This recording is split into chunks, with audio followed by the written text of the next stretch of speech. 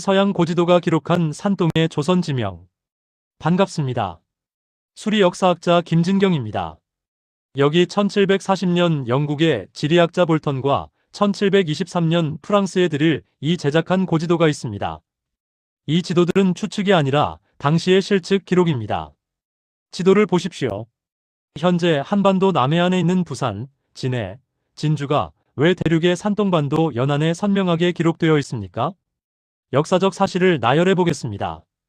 임진왜란 당시 왜군의 진격 속도는 기록에 의하면 하루 평균 수십 리에서 100리에 달합니다. 험준한 산악지대인 한반도 지형에서는 물리적으로 불가능한 속도입니다.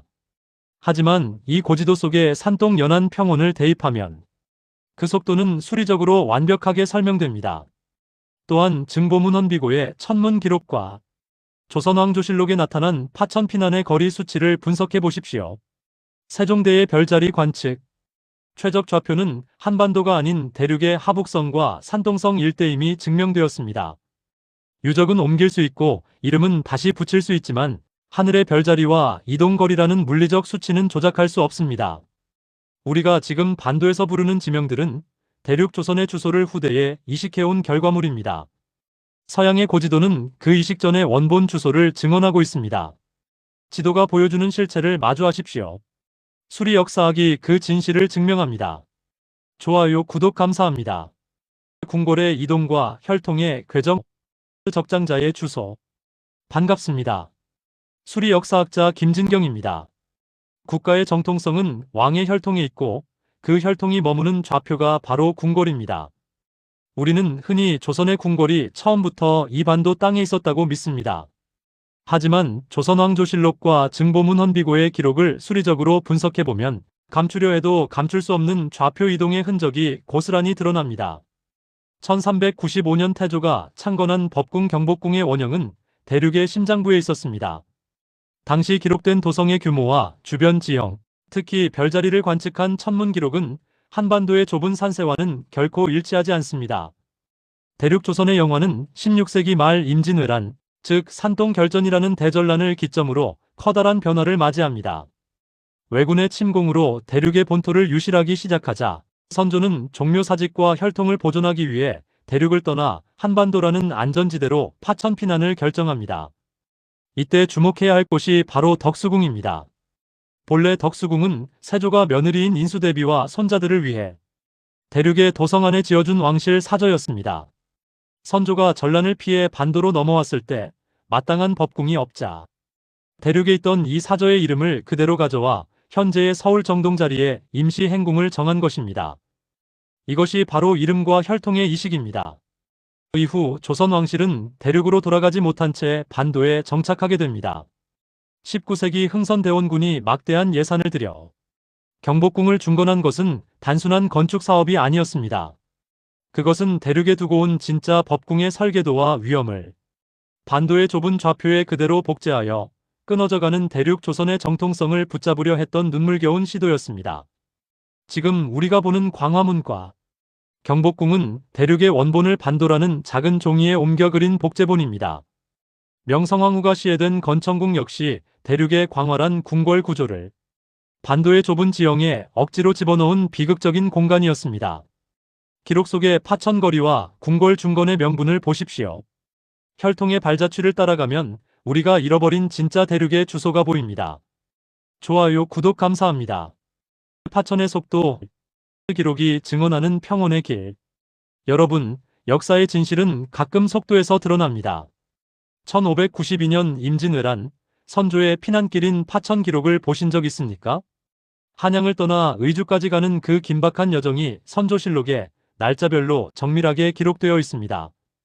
그런데 이 기록을 현대의 지도로 환산해 수리적으로 분석하면 도저히 믿기 힘든 숫자가 튀어나옵니다. 당시 왕실의 행렬은 왕과 비빈, 관료, 그리고 그들을 보좌하는 수천 명의 인원과 막대한 짐을 실은 수레로 구성되었습니다.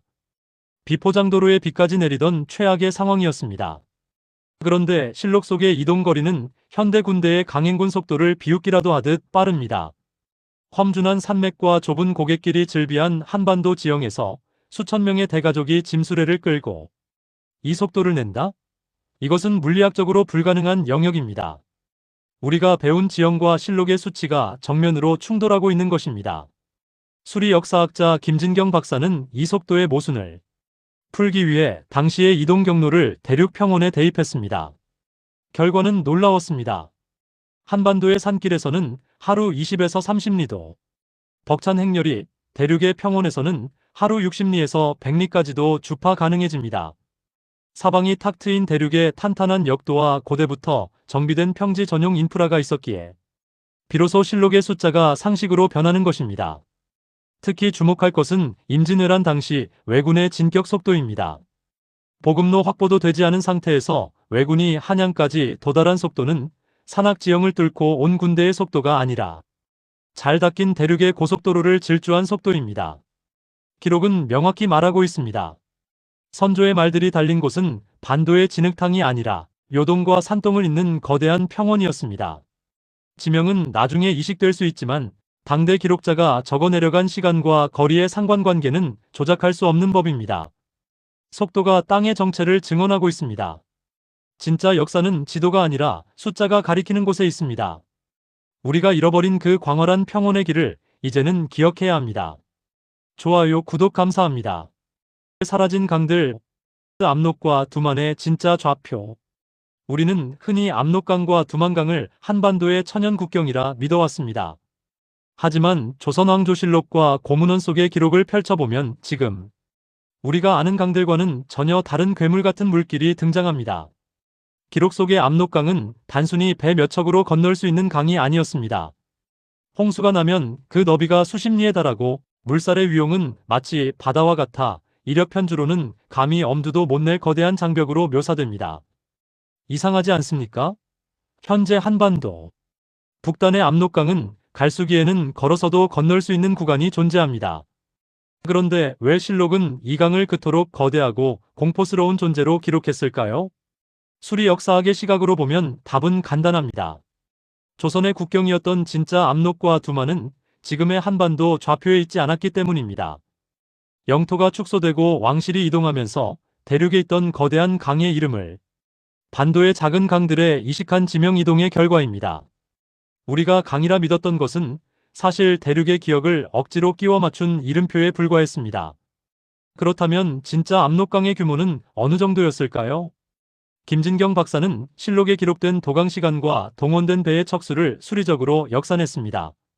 수만 명의 군사와 군수물자가 강을 건너는 데 소요된 시간과 그 과정에서 발생하는 유체역학적 수치를 계산해보면 이 강은 최소 현재의 요하나 황해로 흘러드는 대륙에 대하 극 규모여야만 합니다. 특히 증보문 헌비고에 기록된 강의 범람 기록과 주변 지형의 수리적 특성은 산악 지형인 한반도보다는 대륙의 광활한 평원을 흐르는 강들의 특성과 완벽하게 일치합니다. 이는 대륙의 요동과 산동을 가로지르던 거대한 물길이 조선의 진짜 젖줄이었음을 증명합니다. 명나라와 청나라가 조선의 강역을 압박해 들어올 때 조선은 이 거대한 물길의 주권을 잃었고 반도로 내려오며 그 찬란했던 기억을 압록과 두만이라는 이름에 가두어 버린 것입니다. 이름은 남았으나 스케일은 사라진 역사, 그것이 바로 우리가 마주해야 할 좌표의 진실입니다. 좁아진 것은 강물이 아니라 우리의 시야였습니다. 수치가 증명하는 진짜 압록강 너머, 그곳에 우리 민족의 광활한 본거지가 있었습니다. 좋아요, 구독 감사합니다. 대륙의 귀환 잃어버린 좌표를 찾는 이유. 요동에서 한양까지 30회에 걸친 이 긴 여정의 끝에서 우리는 무엇을 보았습니까? 우리는 단순히 옛 지도를 구경한 것이 아닙니다. 좁은 반도 사관에 갇혀 찌그러졌던 우리 민족의 스케일을 다시 대륙으로 확장하는 역사적 선언을 목격한 것입니다. 우리가 배운 역사는 조선이 패배해서 반도로 숨어들었다고 말하지만 수리 역사학이 찾아낸 데이터는 전혀 다른 진실을 말합니다. 조선은 명나라의 탐욕과 청나라의 발흥이라는 거대한 격변 속에서 고구려와 발해로부터 이어져 온 적장자의 혈통과 국가의 정체성을 지키기 위해 전략적으로 좌표를 옮겨온 것입니다. 반도는 좁은 감옥이 아니라 대륙의 원형과 우리 민족의 혼을 보존하기 위해 선택한 최후의 성벽이었습니다. 30회 동안 우리가 확인한 파천의 속도, 거대한 압록수의 위용은 우리가 결코 작은 민족이 아니었음을 증명하는 살아있는 증거들입니다. 이제 30회의 쇼츠 시리즈를 마무리하며 우리는 더 거대한 진실의 문을 열고자 합니다. 수리 역사학으로 밝혀낸 대륙 조선의 진실은 과거에 대한 그리움이 아니라 미래를 향한 귀환의 신호탄입니다. 왜 조선의 궁궐은 대륙의 수치와 일치하는가? 그 거대한 이동의 궤적은 어떻게 남아있는가? 쇼츠에서 다 못다 한 움직일 수 없는 물증들이 이제 여러분을 기다립니다. 다음 차례 기획은 요동에서 한양까지 궁의 이동 변천사 영상을 준비하겠습니다. 이 영상에서 우리는 잃어버린 대륙의 주소를 수치로 완벽하게 복원할 것입니다. 흥미로 시작해 확신으로 끝나는 이 장엄한 서막에 끝까지 함께해 주십시오. 우리의 역사 이야기는 이제부터 시작입니다. 여러분의 가슴 속에 다시 대륙의 지도를 그리십시오. 대륙 조선의 부활, 이제 당신의 눈으로 직접 확인하십시오. 좋아요, 구독 감사합니다.